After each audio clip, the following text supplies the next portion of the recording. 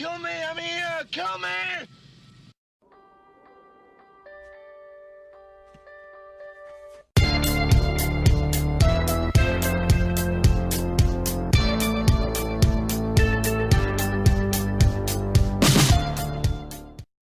Hey everybody, this is Matthew Movies coming at you with my review of Braveheart. Now, right off the bat, I'm just going to say it. I know Mel Gibson has done some pretty atrocious things, said some atrocious things. There's definitely reasons to dislike him as a man, but as a filmmaker and as an actor, the dude is ridiculously talented.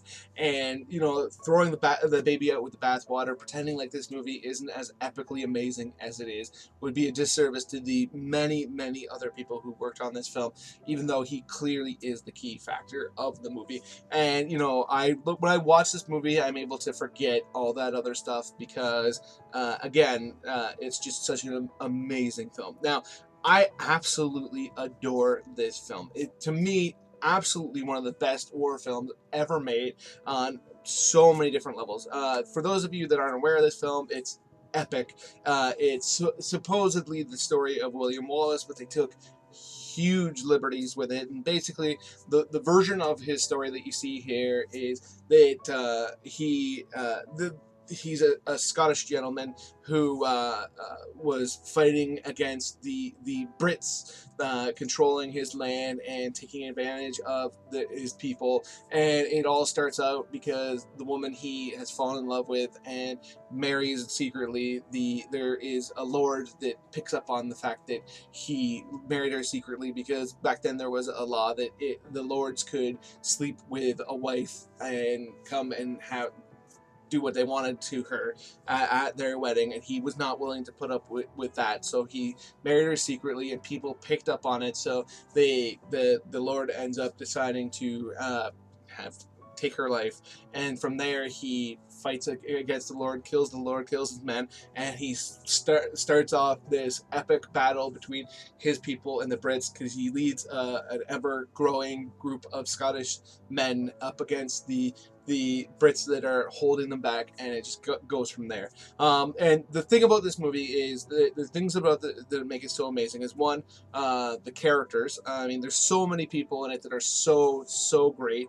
Obviously, you have Mel Gibson as William Wallace, who is absolutely fantastic. Even some of the characters that are more villainous, like Edward Longshanks and his kid, are really good. Their performances are really compelling. You have a very good idea of why they are acting the way they are. And then you have like people on his side, like Brendan Gleeson plays Hamish.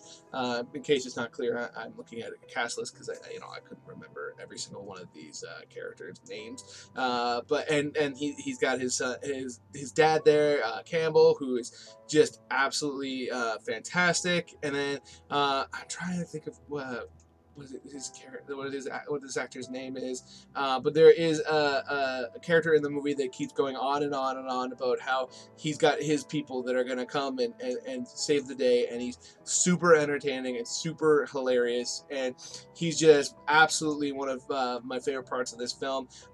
He's just very funny, and then you have so many of the lords that are working underneath Edward Longshanks that are all perfectly villainous. I mean, the characters in this movie are fantastic. The story is great. I mean, it's this underdog faction of men overthrowing the people that have held them back for their entire lives, and what's not relatable and fantastic about that. And you have the great speeches the great speech, I should say, that Mel Gibson gives to his men that has gone down in film history for good reason.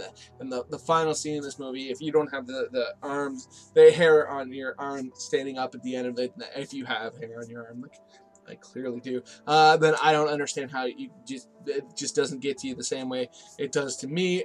There is the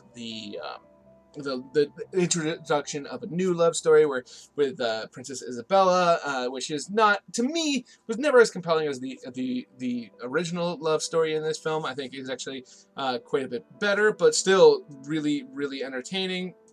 And then the major thing that really sets this movie aside is the battle sequences. I mean, they are gory and awful to watch, and exhilarating and entertaining, and they disgust and they compel at the same time, and it works so great because I mean there's lots of battle scenes in many films over the years. I mean, how many war movies exist? But the reason why the battle scenes in this are so fantastic is they pull no punches, and they really put you in that situation, or at least make you put yourself in the mindset of like, how could you imagine looking around and seeing these things happen to people you know, and just the brutality of it really gets to you at a guttural level. I think everything about this film pretty much works to perfection.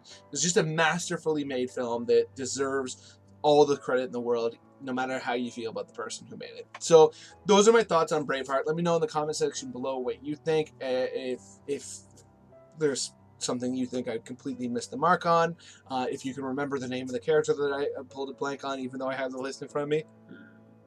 Yeah, just let me know whatever you want, and please hit that like button, hit that share button. It makes it much more possible that people who otherwise wouldn't discover my channel will, and that would be something I'd be incredibly thankful for. And please, if you are new here, hit the subscribe button, hit that notification bell. That way you find out when I put out a new video, and you can come check it out, and you can join the conversation.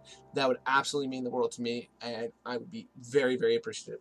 Other than that, hey, why don't you have yourself a good day?